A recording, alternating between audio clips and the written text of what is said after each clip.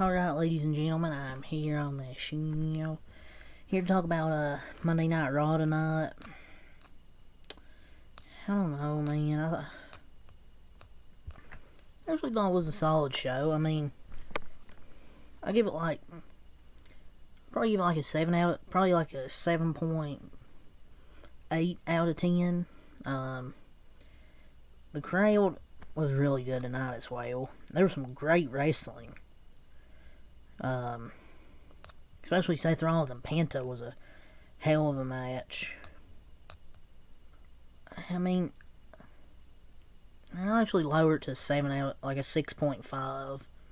Thought it was an average show. I mean, I'm just giving it mostly for all of the positives outside of the two subpar builds to this weekend's two big shows. It's just there's too much wrestling, dude. Like, you have NXT, you have Dynamite, there's a Ring of Honor show, you have Saturday Night's Main Event, All in Texas, Evolution. It's just so much wrestling, man. But I'm gonna give the show like a 7 or 6 out of 10. I was trying to be generous, but it just hasn't. This show just hasn't been as good as the other last few shows I've recapped. I don't know. It just feels like the same formula every open to the show. You know, showing the intro, Michael Cole, and we are live at whatever arena. Showing venue, people getting there. And then we get to the open segment. It's just, I don't know. It's just, I don't know. It's whatever.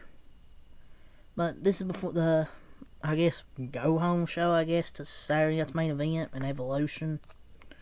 So, ahead of a jam-packed weekend, that also includes Saturday Night's Main Event and the return of the All-Women's Premium Live Event. Raw hits the airwaves, headlined by Seth freaking Rollins, squared off with Penta. So, let's get on to it. So, the stuff that was advertised was Penta and Rollins, Zayn and Breakker, Jey Uso versus Big Bronson Reed, Kairi Sane and Roxanne, and a Becky Lynch promo. So, Seth Rollins, Braun Breaker, Bronson Reed, Paul Heyman kick off the show. So, Seth Rollins and his still unnamed faction of with those other three gentlemen kicked off the show.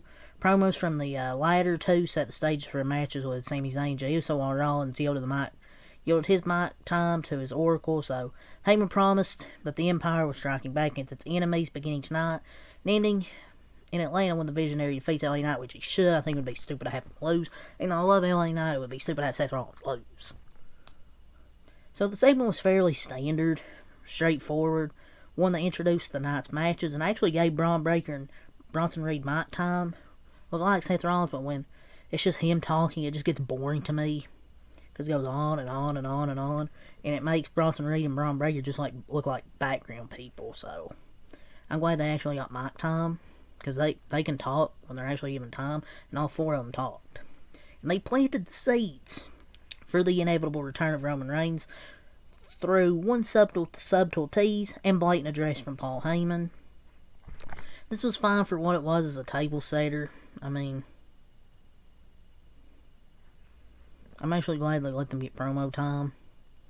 So, then you get a Kairi Sane and Roxanne Perez. So, back in the Judgment Day's clubhouse, Roxanne revealed a memorial to Liv Morgan, like a funeral type thing.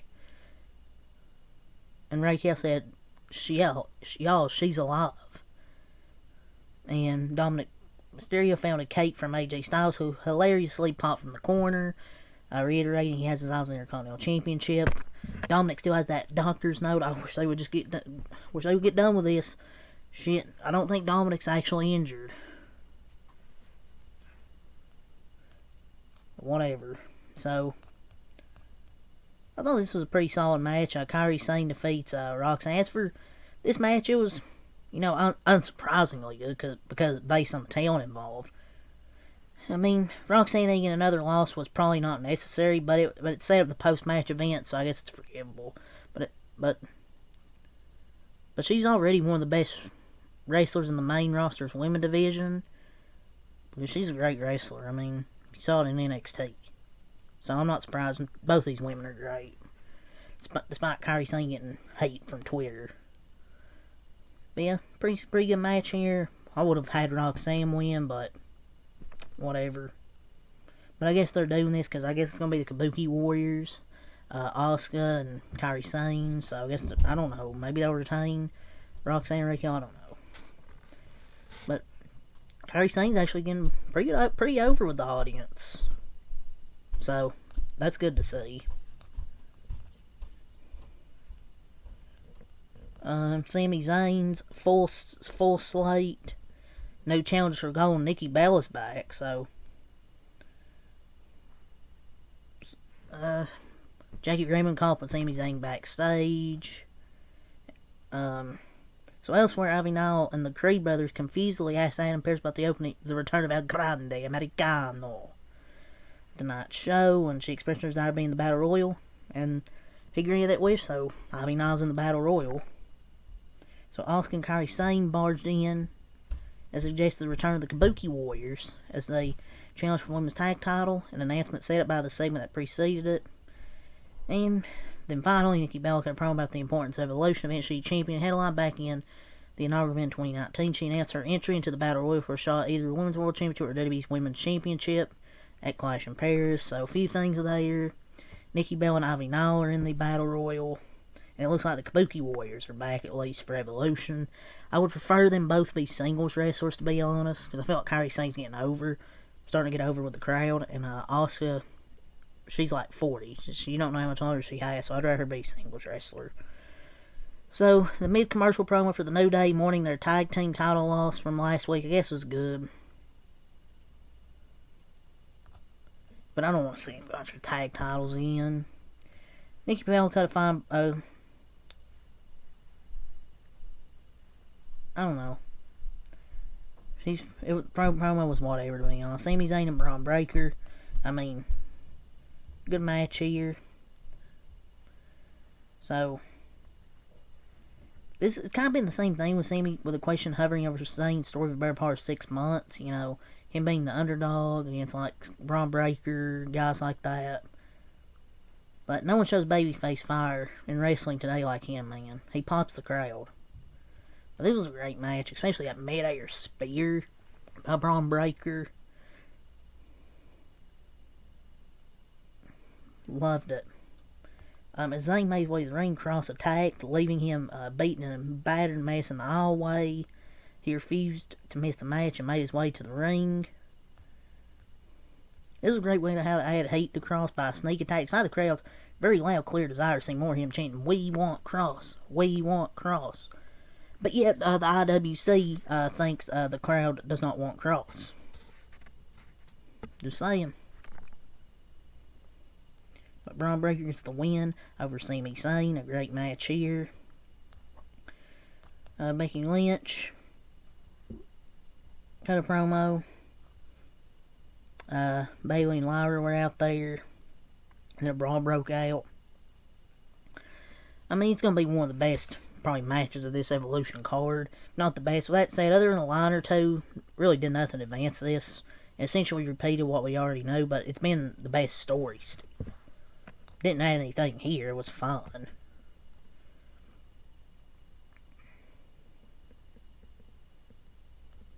Jey Uso and Bronson Reed. Jey Uso defeated him via disqualification. Beating Jey Uso was not something Bronson Reed was interested in. It was just, instead, the heavyweight devastated Jey, bringing an electric match to a sudden end by launching a steel chair at his opponent, drawing DQ. He hit multiple tsunamis. Tsunami!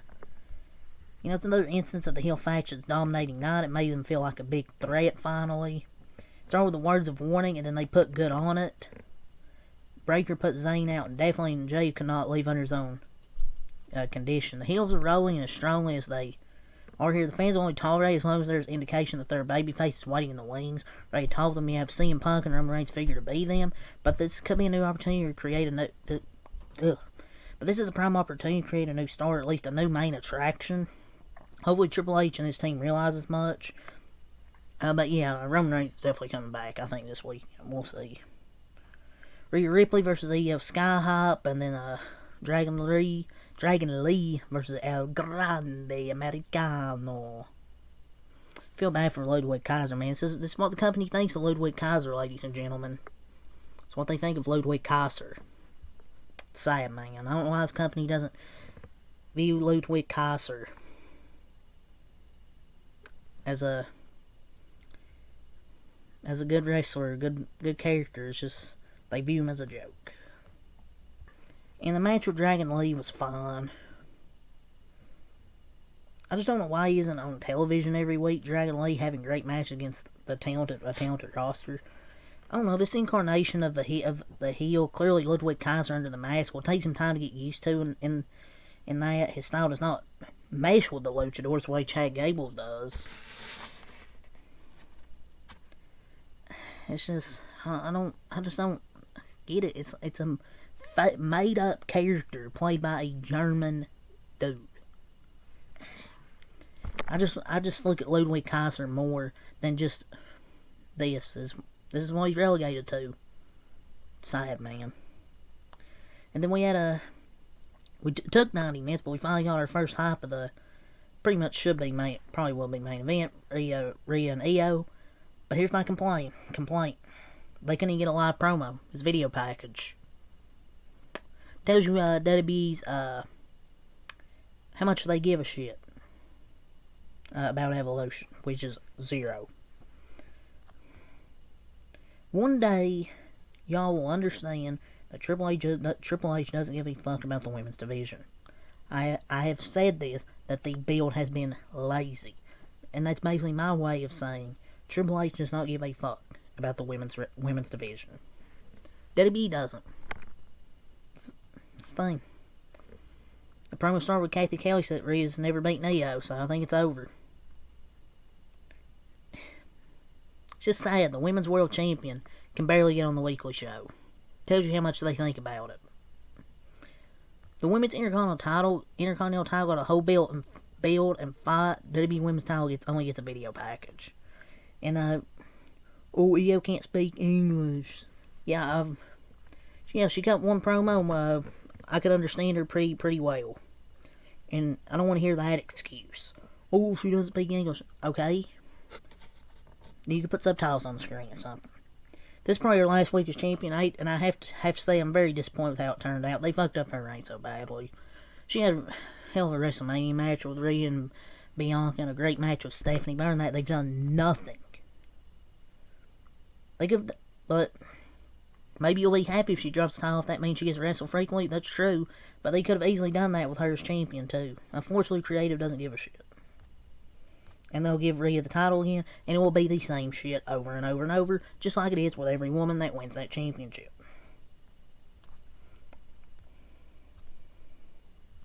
It's just how it is, man, with this company, I guess. But, yeah, El Grande Americano defeats Dragon Lee, Ludwig Kaiser. Goldberg interrupts Gunther in a segment. I mean, this was short and sweet to the point, did nothing to ruin the aura, or I guess the intrigue of Goldberg's last match. In that regard, this was a good segment. I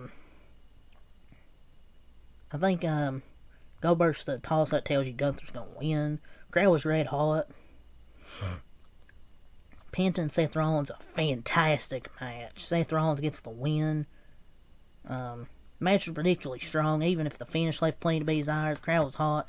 They were right there along with the wrestlers who took them on the roller coaster of the emotion and the heel snatching victory from the jaws of defeat. LA Knight looked like a massive star as stood among the fans celebrating his attack on Rollins. So I think Seth Rollins will probably win Saturday night's main event. But yeah, I mean, I'm going to give the show a C+. I mean, I like the wrestling with Seth Rollins and Penta, Breaker and Sami Zayn. As good as the wrestling was, the builds towards Saturday night's main event and Evolution and the hype, it's not that much there. As good as the show was, it failed miserably to make either of these shows feel like destination viewing. So it played long game with Rollins' heel faction, bordering on overexposing it with the number of segments of the 2.5 hours. Evolution treated as an afterthought. No Rhea and Io live promo.